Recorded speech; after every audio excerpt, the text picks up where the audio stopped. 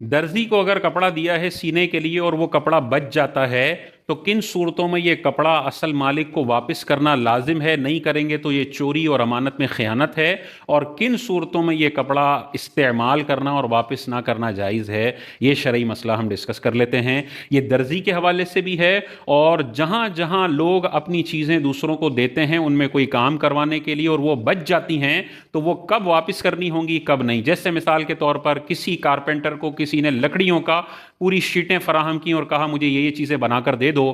तो उसके पास भी जो शीटों के बाद लकड़ी के टुकड़े बच जाते हैं वो कब वापस करना लाजिम है, नहीं किया तो चोरी और अमानत में खयानत होगी, और कब वापस ना भी करें तो उसमें कोई हरज नहीं है। तो ये सारे लोग, जितने भी लोग आर्डर पर माल बनाते हैं, चीज़ें लेके उसको तैयार करते हैं, बाकी बची हुई चीज़ें कब वापस करनी है कब नहीं करनी, एक मसला समझ लेंगे तो आप कुरान और हदीस पर अमल करने में कामयाब हो जाएंगे।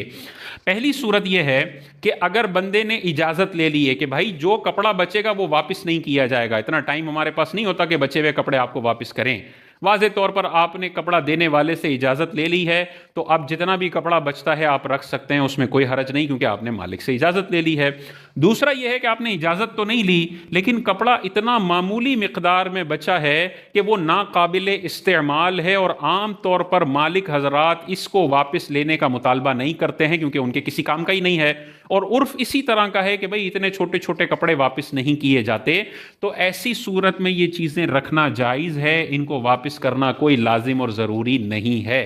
तो मिसाल के तौर पर एक छोटी छोटी कतरनें बचती हैं, अब वो कतरनें क्या वापस करेंगे, वो तो कहेगा कि यार तुम मुझे जलील कर रहे हो ये कतरनें वापस करके, तो ये कतरनें वापस करना ज़रूरी है। लेकिन मिसाल के तौर पर 1 गज़ कपड़ा बच गया, उसने 5 गज़ दिया था, 4 गज़ में उसका सूट बन गया, 1 गज़ बच गया, आधा गज़ कपड़ा बच गया, तो आधा गज़, भाई आधे गज़ के अंदर बच्चों के सूट बन जाते हैं। एक 6 माह का बच्चा हो, 4 माह का बच्चा हो तो उसका सूट पूरा बन जाता है, और दर्जी साहब ये कर रहे होते हैं कि आधा गज है कहाँ वापस करें, तो अपने न्यू बॉर्न बेबी का जो है वो सूट बना लिया। तो भाई इतना बड़ा अगर टुकड़ा बचा है जिसमें बाज़ोकात बच्चों के सूट बन जाते हैं, तो वो फिर आपको ऑफर करना पड़ेगा, जब वो सूट लेना है उसको बताना पड़ेगा कि ये आधा गज बचा है, ये आप लेना चाहें तो ले लें, फिर वो कहे कि आप रख लें तो कोई मसला नहीं है। इसी तरह लकड़ियों का मामला है, किसी ने कारपेंटर को लकड़ियां दी और उसके बाद उसमें इतना बड़ा टुकड़ा बच गया जिसमें बहुत सारे काम हो सकते हैं, एक छोटा टेबल बन सकता है, तो अब उस कारपेंटर को बोलना पड़ेगा कि भाई इतना बच गया है, आप रखना चाहें तो रख लें। मिसाल के तौर पे कोई कलर करने वाला है,